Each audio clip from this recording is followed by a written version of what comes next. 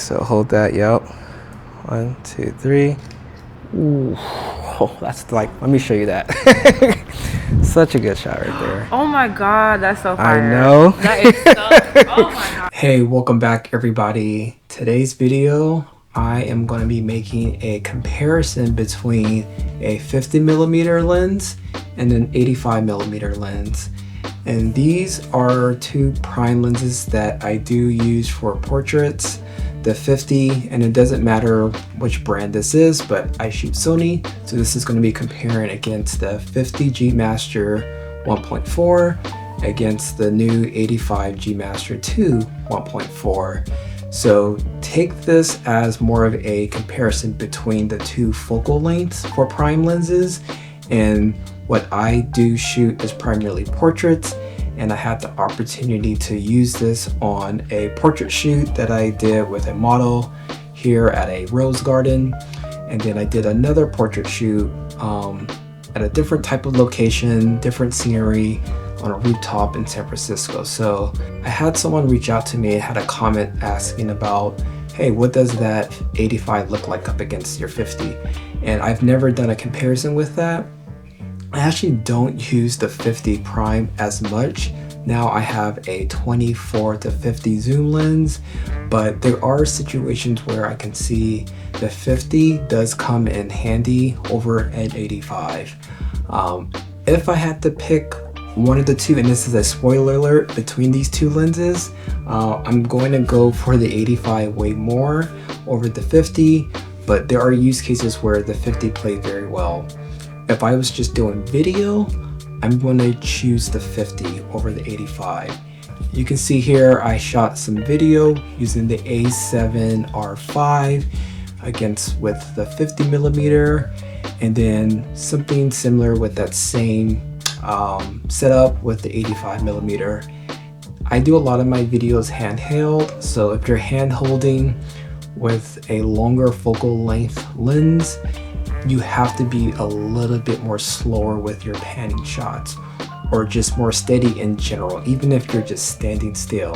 With a wider focal length lens, those handheld movements and jitters are less shown as opposed to something that's a little bit more tighter.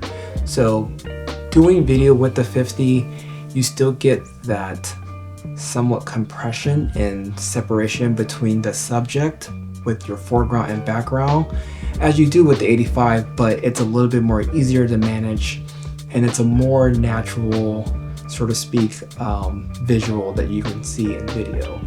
Now, between these two lenses, there are some cases where a 50mm shot can look very similar to an 85mm if you're looking at something like a very full body shot.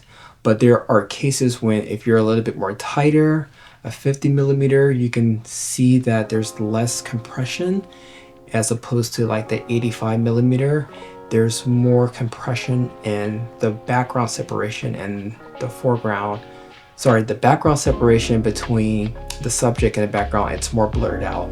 So there are use cases where if you do want more of a blurry background, the 85 would be the best bet to go for, as opposed to if you want something more environmental but you still want some of that background blur, 85 is good for that. So this isn't meant for anything as far as a comparison against like the quality of these lenses. These are both G Master lenses, so they both have really great sharpness, even wide open. For this shoot and what I normally do shoot at, if I'm shooting portraits, I'm shooting f2.0. I don't shoot anything wider than that.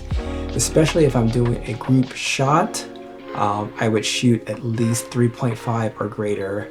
Here's a sample if I did a group shot with the 50mm, but you can see what that same f-stop looks like with one person on an 85. You get so much good compression.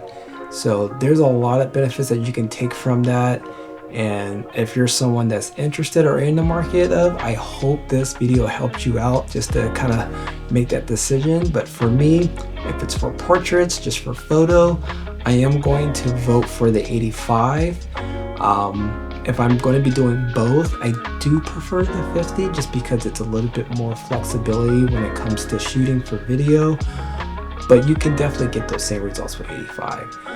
Regardless, I hope this video helps someone out, and if you do have questions about anything, or if you're curious about something else that you want me to compare, just put it down in the comment section below, and I'll see you guys in the next video. All right, you want to see what they look like? All right, I'll show you. Woo, cute! I wish we had like a lake or like a pond or something. I know, right?